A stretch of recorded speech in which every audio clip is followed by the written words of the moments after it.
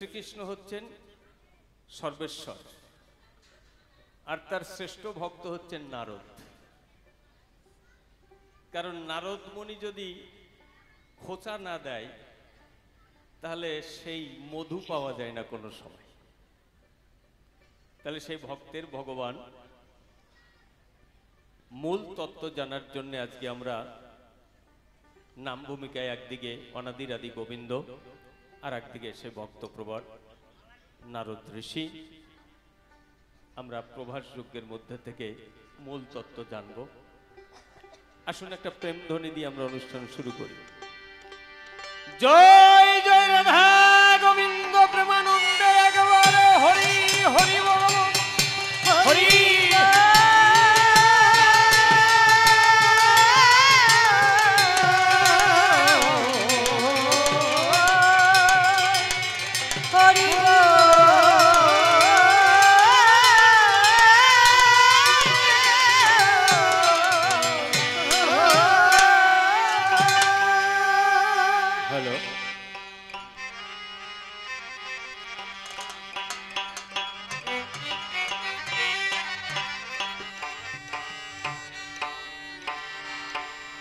ও শুধু কথা দিয়ে তোমার কথা বলা সম্ভব নয়, শুধু কথা দিয়ে তোমার কথা বলা সম্ভব নয়, শুধু কথা দিয়ে তোমার কথা বলা সম্ভব নয়।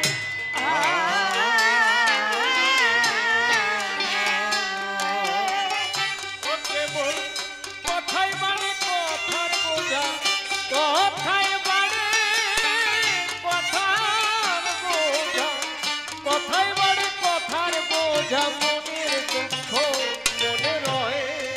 কথা দিয়ে তোমার কথা বলা সম্ভব নয়, শুধু কথা দিয়ে তোমার কথা বলা সম্ভব নয়।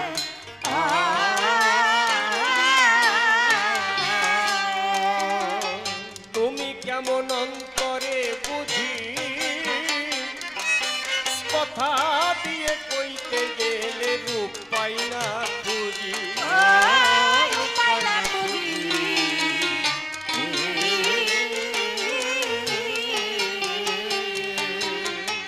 তুমি কেমন অন্তরে বুঝি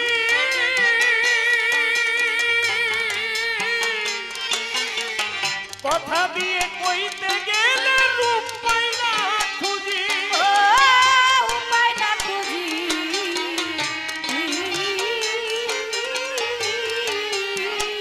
ওই আমার হারাই জ্ঞান বিজ্ঞানের পুঁজি, হারাই জ্ঞান বিজ্ঞানের পুঁজি, হারাই জ্ঞান বিজ্ঞানের পুঁজি, দৃশ্যতে মানে বিষয়ে।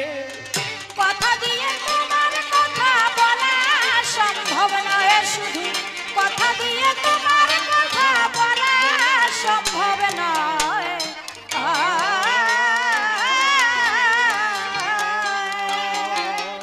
অরূপ তোমার রূপের মহিমায় এই বিশ্বভুবন বিমোহিত অজানা মায়ায়। জানা মায়ায়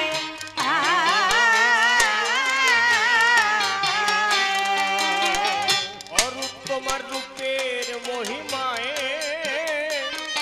এই বিশ্বভুবন বিমোহিত অজানা মায়ায়। জানা মায়ায় ওই আমায় একবার হাসাই একবার কাঁদায়, একবার হাসাই একবার কাঁদায়, ভয় দিয়ে করে অভয়ে। কথা দিয়ে তোমার কথা বলা সম্ভব নয়, শুধু কথা দিয়ে তোমার কথা বলা সম্ভব নয়।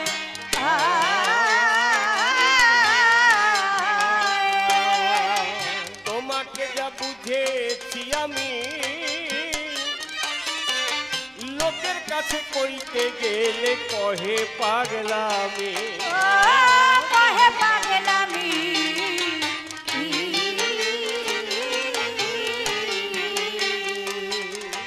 তোমাকে যা বুঝেছি আমি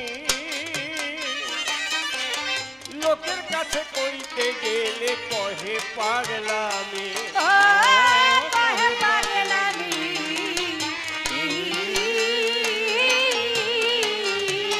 ও তুমি অন্তরের ধন অন্তর্যামী অন্তর অন্তরের ধন অন্তর্যামী মৃন্ময়ে চিরচিন্ময়ে কথা দিয়ে তোমার কথা বলা সম্ভব নয় শুধু কথা দিয়ে তোমার কথা বলা সম্ভব নয়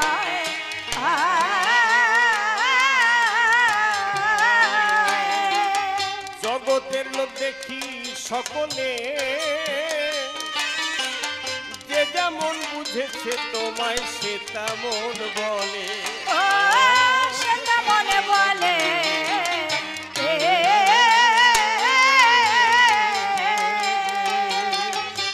এই জগতের লোক দেখি সকলে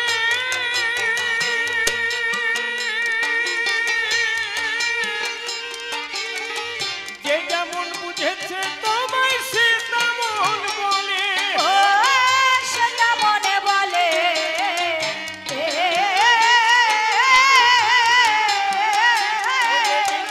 মনোরঞ্জন বোকা বলে ও পাগল মা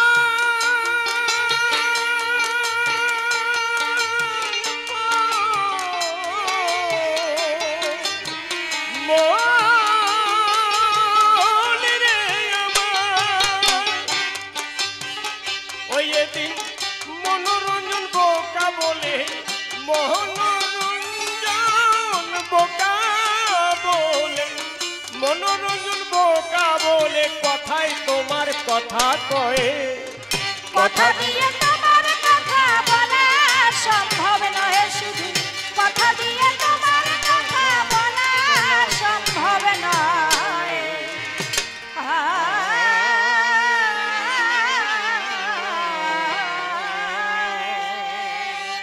গুরু হইও কাণ্ডারি মায়ার নব দিতে পারি তব সম বান্ধব মম কই সতত থাকিও প্রাণে তোমার ইঙ্গিত দানেই ভক্ত ভক্তার চরণ দুলি শিরে যেন লই পরে বন্দি মাতা পিতার চরণ যে পদ করিলে স্মরণ ভবসিন্ধু তরণের একমাত্র উপায় ও নাম লইলে পরে আপদ হরে বিপদ হরে জীবগণে ধ্রুব মোক্ষ পদ পায় সবাই যত সভ্যজন শুভাশিস করিবেন অর্পণ কো প্রবৃত্তি যেন যায় দূরে এই সাধুগুরুর চরণ ধুলি মস্তকে লবত তুলি প্রেম বাতাস লাগুক মোর শরীরে যাকে বন্দনা করে সাই যাব কাব্য ভূমিকায় সভা মধ্যে নিবেদন জানাই উত্তম সরকার নাম আমার স্নাম করে পরিহার এইবার আমি কাল্পনিক ভূমিকায় যেতে চাই তাহার পুরো ভাগে আমার যা মনে জাগে আপনাদের সুধাই আপনারা আমার কথা নেবেন আমাকে একটু আশীর্বাদ দেবেন প্রেম ভক্তি সাধন ভজন কোনো কিছু আমার জীবনে নাই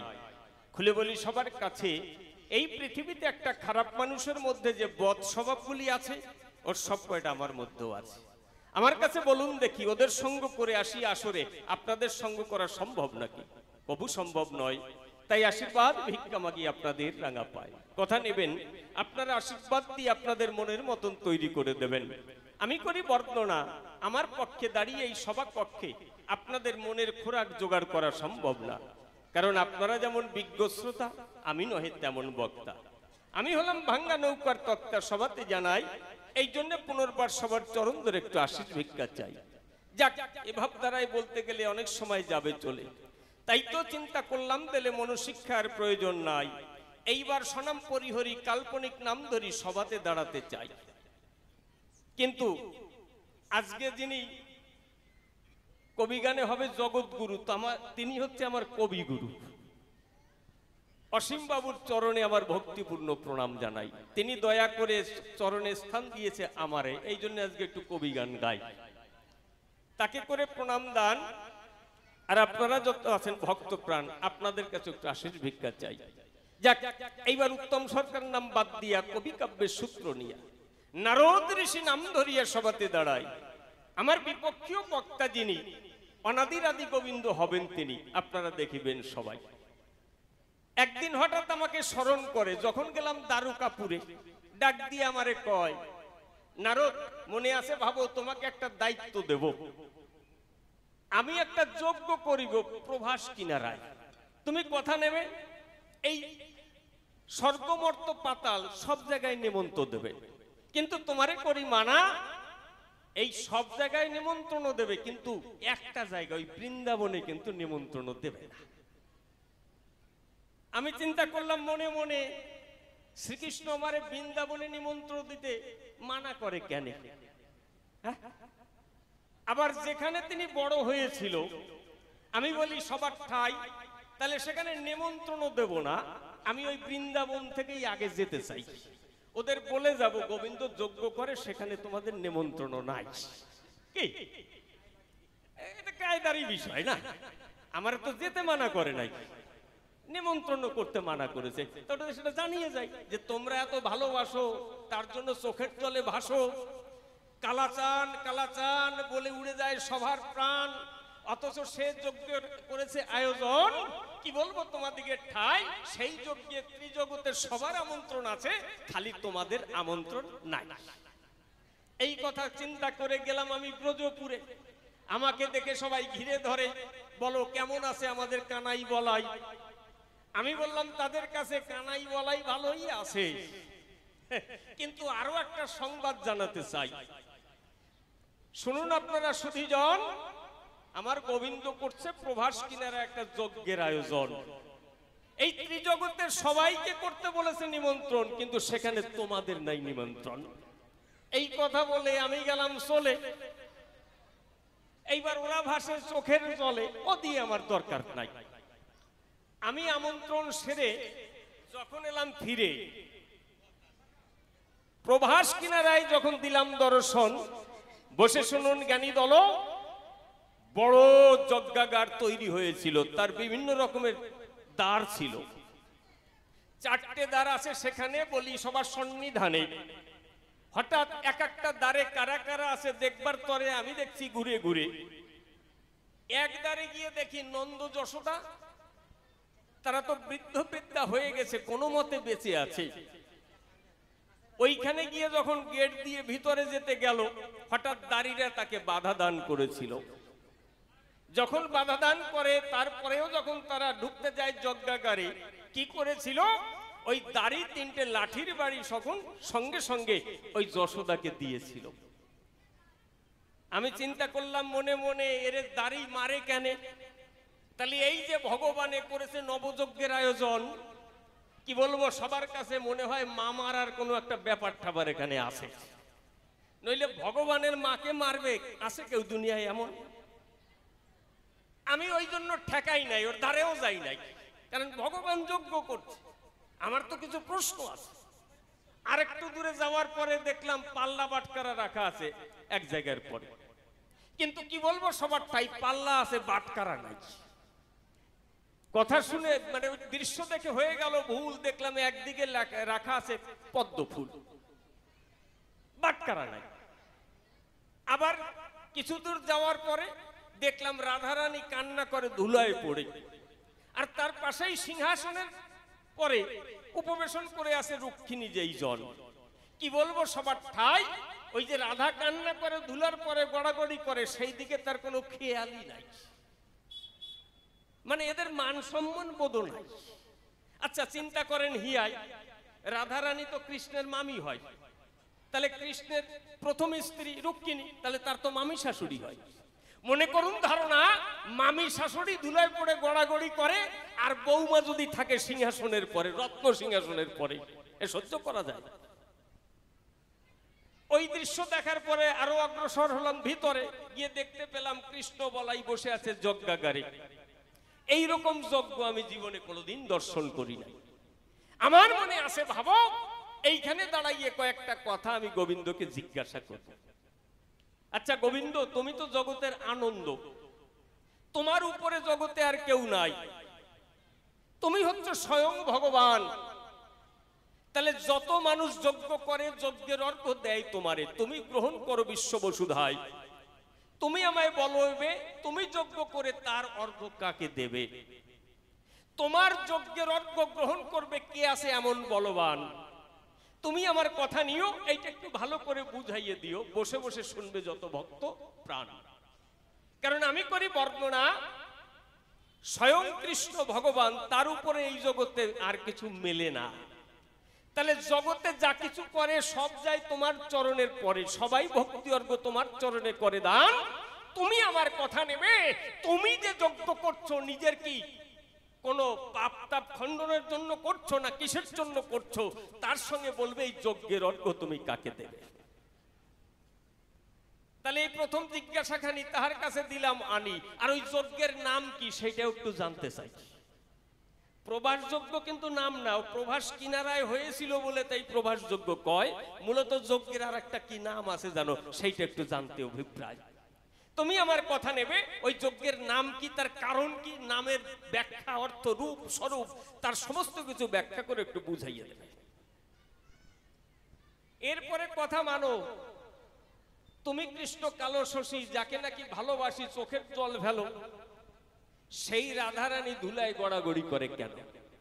কি বলবো, তোমার ধারে কি তত্ত্ব আছে এর ভিতরে, আর তার পাশেই রুক্মিণী স্বর্ণ সিংহাসনের পরে। আমি বলি তোমার ঠাই, আমি এর মানে বুঝতে পারি নাই। তাহলে তুমি নাকি যার প্রেমে বাধা সেই রাধা ধুলায় গড়াগড়ি যায়, কি বলবো তোমার ধারে কি তত্ত্ব আছে এর ভিতরে।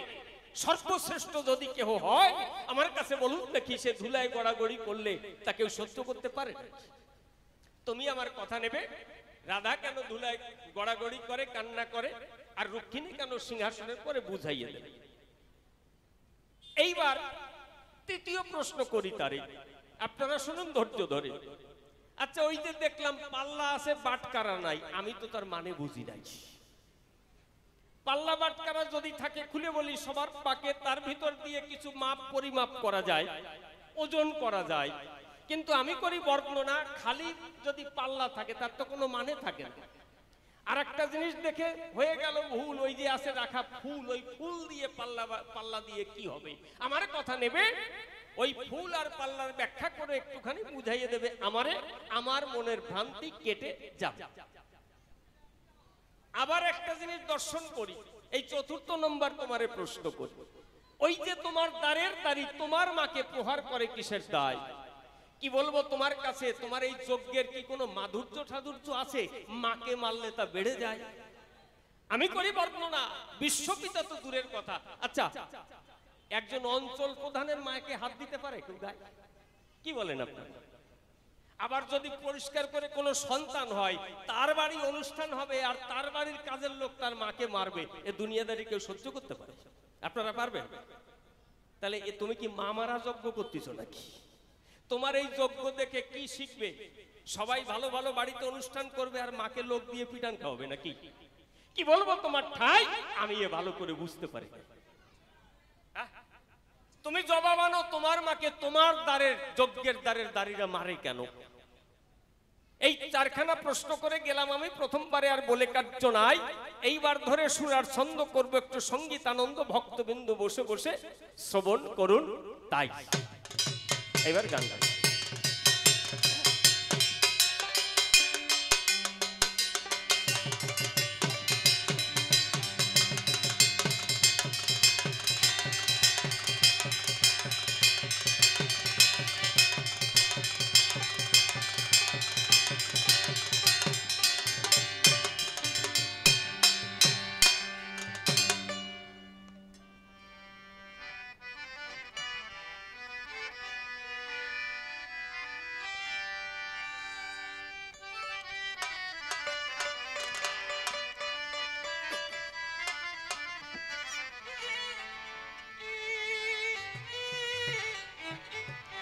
অনাদি বাবুর গানের অনুরোধ আছে, অনেক গানের রিকোয়েস্ট আছে, আমি তো সব একসাথে পারবো না।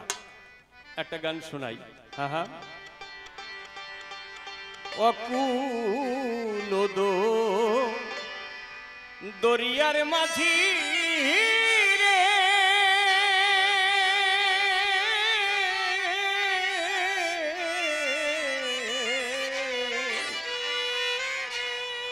হারে মাঝি পার করো আমারে,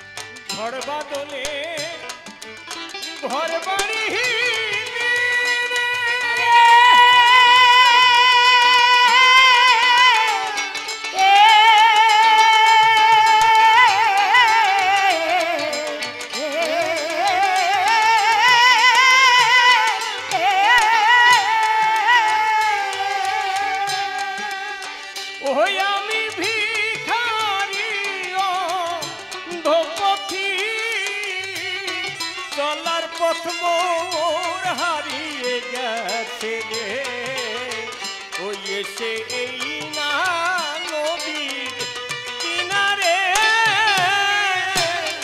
আরে মাঝি পার কর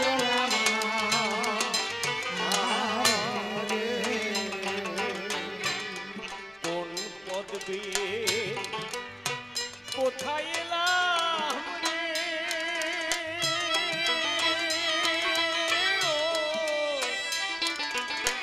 ও রে এই চোখে যায় না কিছু দেখা ঝড়ের রাতে কাঁদি কাঁদি পথের সাথে কেউ নাই আমি একা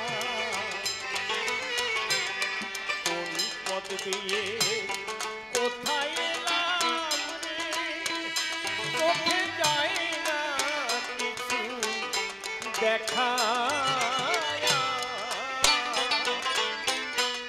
ঝড়ের রাতে কাঁদি কাঁদি পথের সাথে কেউ নাই আমি একা এই ছিল কপালের লেখা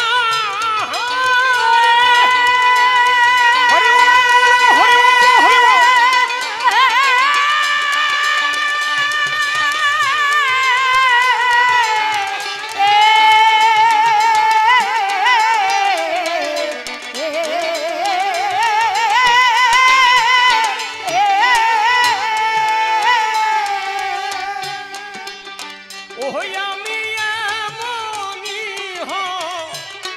ভাগা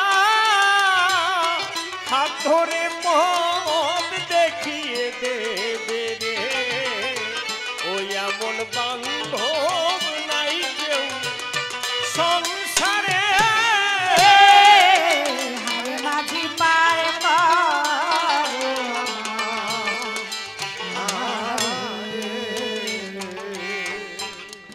একে তুই এই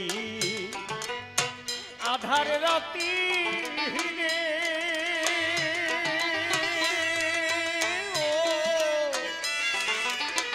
ও রে ও তাতে অন্ধ মোর দুই আখি ক্লান্ত দেহে ভ্রান্ত মনে রে ও দয়াল তোমারে ডাকি একে তো এই আধারে রাতি রে ও তাতে অন্ধ মোর দুই আখি ক্লান্ত দেহে ভ্রান্ত মনে রে ও দয়াল তোমারে ডাকি ওই আমি করলেম বাকি হলো বাকি রে।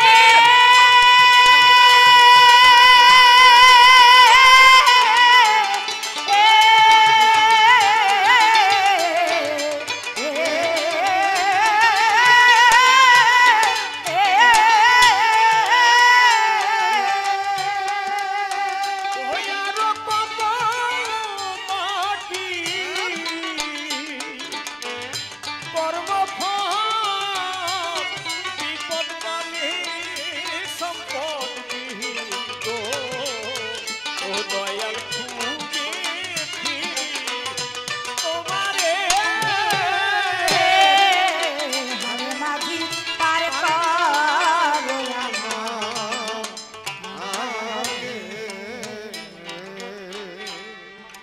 সারা জীবন করলাম ভিক্ষা রে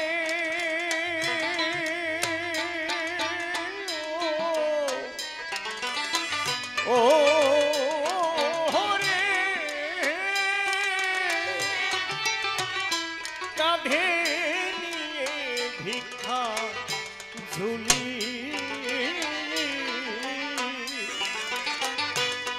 কেউ দিল না কানা কানা করি রে শুধু পেলাম মিঠে কড়া বুলি সারা জীবন করলাম ভিক্ষা রে কাঁধে নিয়ে ভিক্ষা ঝুলি কেউ দিল না কানা কানা করি রে শুধু পেলাম মিঠে কড়া বুলি ও যদি উড়াইতাম এই পথের ধুলি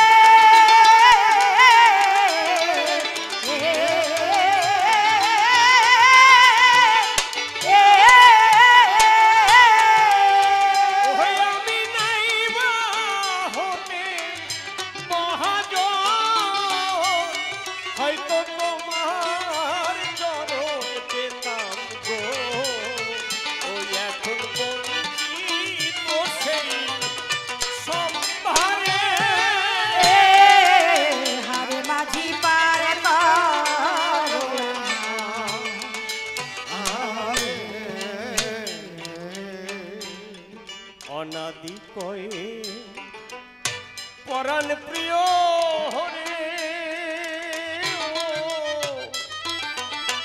ও হরে আমি তোমারে কি কব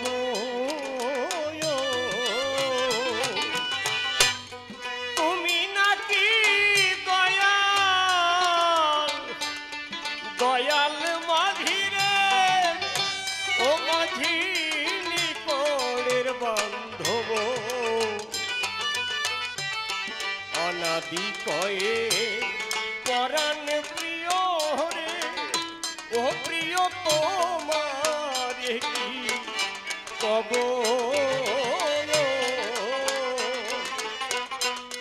তুমি নাকি দয়াল মাঝি রে ও মাঝি নিকটের বান্ধব ওই আমি ও পারে কি এপার রব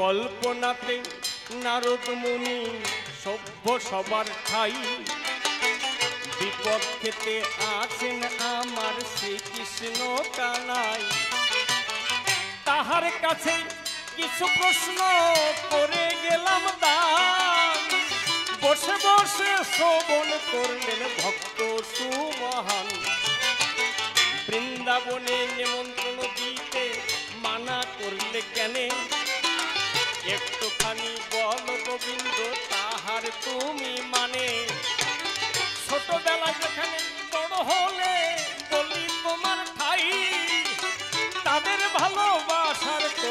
তুলনা যে নাই, তাদের কেন নিমন্ত্রণ দিলে না, কিবা তাহার মানে ব্যাখ্যা করে বলবে তুমি সভ্য সবাই স্থানে। তোমার দ্বারে মাকে মারে দেখিবারে পাই, মাকে মারার যোগ্য কি তুমি করিস কানাই? তোমার মাকে মারবে এমন আছে বলো কেবা, একটুখানি ভালোভাবে বুঝাইয়ে দেবা। আবার আমি পাল্লা দেখতে পাই বাটকারা যে নাই, খালি পাল্লাই কি হইবে জানিবারে চাই। পাশে একটা ফুল আছে আমার কথা নেবে, ভালোভাবে একটুখানি বুঝাইয়ে দেবে। রাধারানী ধুলায় পড়ে কান্নাকাটি করে, রুক্মিণী আছে দেখি স্বর্ণ সিংহাসন পরে।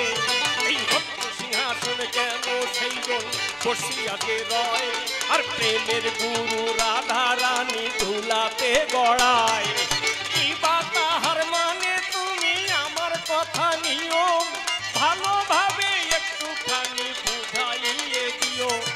তোমার উপরে এই চরাচরে কেবা বলো রয়, তোমার যজ্ঞের অর্থ তুমি দেবে কাহার পায়।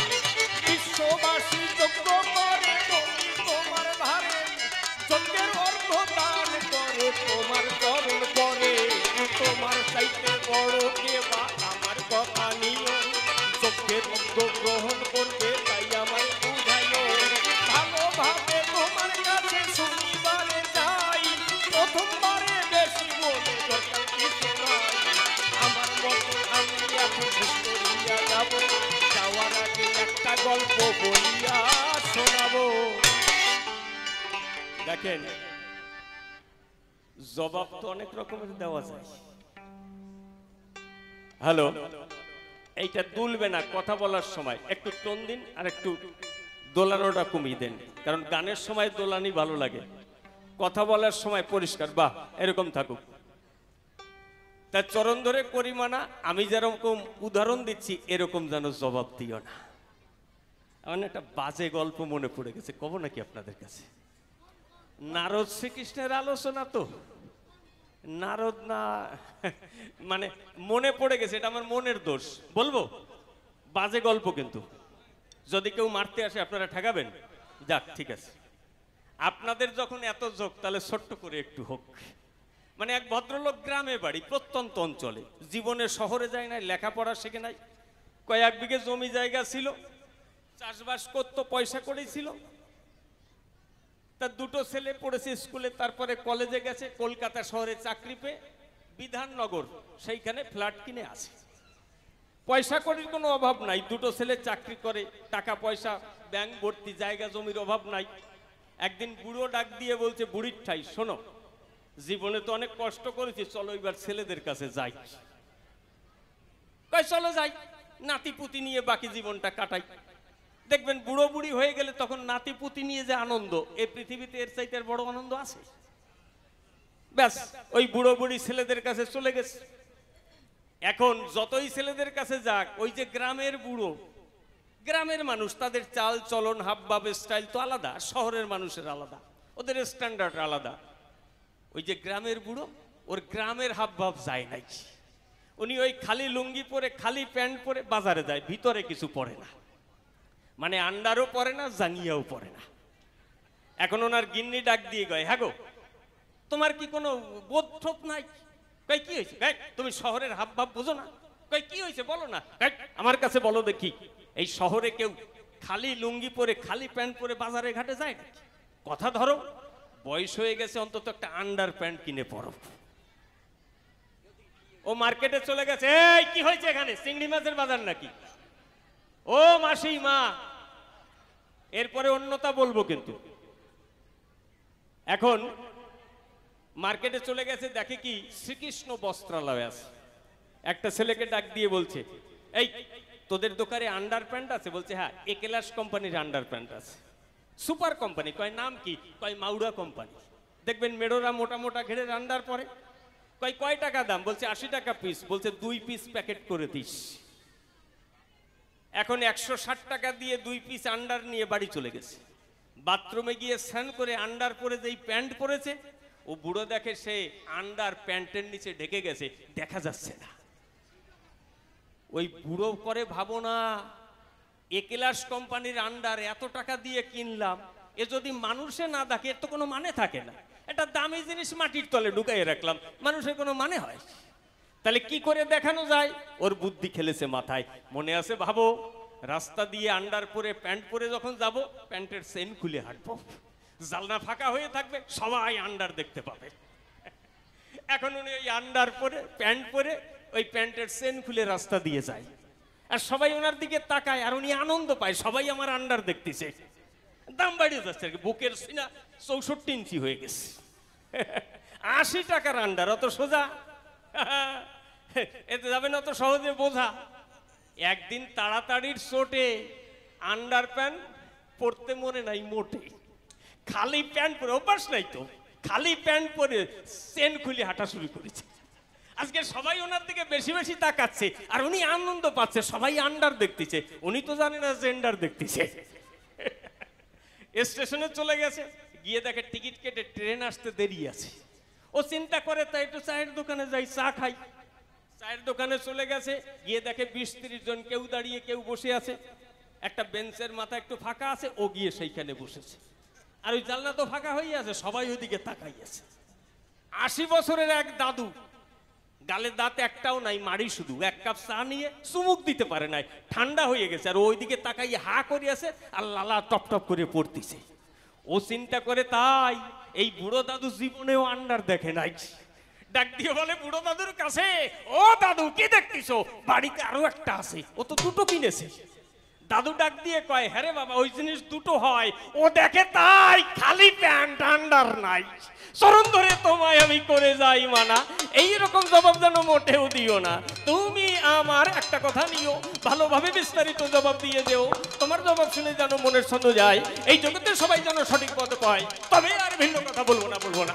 এইখানে তো ছেড়ে দেবো কাপ আলোচনা, বহু কথা বলতে গেলে পরে হয়তো বা দোষটি হয়ে যেতে পারে। এই দিকে সুজবাব জাতি আমি সবার চরণে জানাই প্রতি, এই বিশ্বাস যদি আমার গুরুজন আমি সবার চরণ করিব। এইখানে আমার মতন দিলাম সাঙ্গ করি, যার যার মাতা পিতা প্রমানন্দে ভক্ত বৃন্দে একবার বলুন হরি হরি হরি হরি হরি হরি।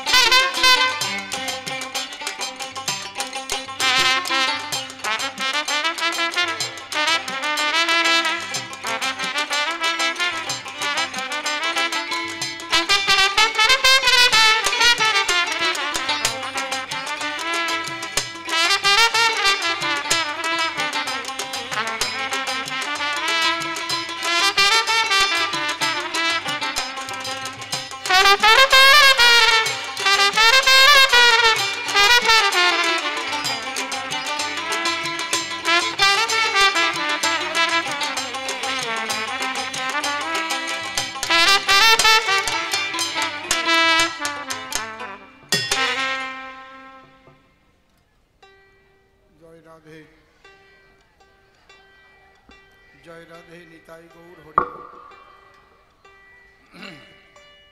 এই বক্সটা যে দিয়েছেন সরাসরি তো এতে ধাক্কা কাটছে না, একটু এডিট করে দাও, কোনাকুনি করে দাও, তাহলে সাউন্ড তুলতে পারবা না। দেখে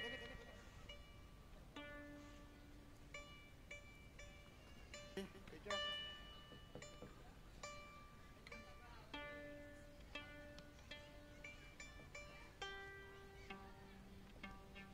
জয় রাধে জয় রাধে নিতাই গৌর হরি বল। বেশ কমবে। জয় Radhe. Hello hello, mic testing check. একটু বেশি আছে। জয় রাধে, একটু বেশি আছে।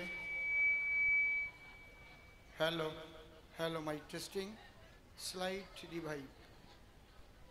Hello check. Hello, mic testing check. কেউ কেউ করছে কোনটায়, মনিটরে কি?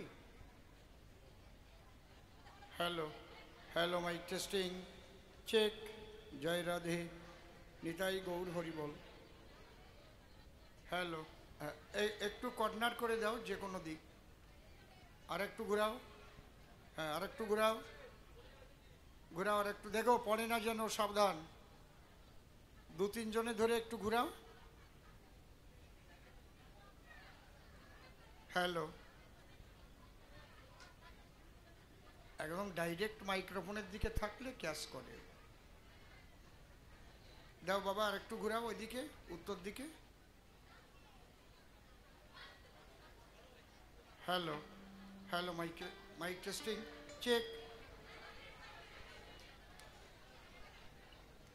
ওয়েট বেশি তো একা পারে না।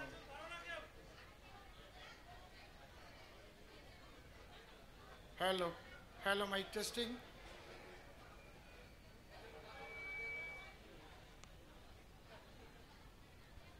আমি কি বলেছি বুঝতে পারছো? উত্তর দিকে করতে বলেছি।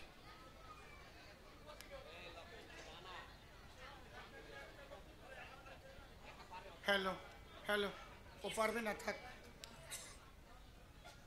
Hello, mic testing. তুলতে পারবে না তো তুমি।